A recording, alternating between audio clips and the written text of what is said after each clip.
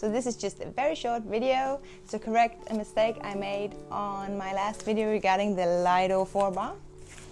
I did say that it had no specs on the actual bar, but it turns out I got a prototype.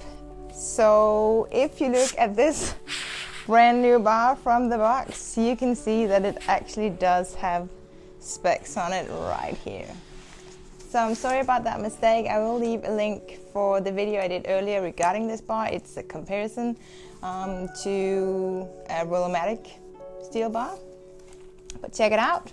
And I'm sorry, STIHL, my bad, it does have specs. So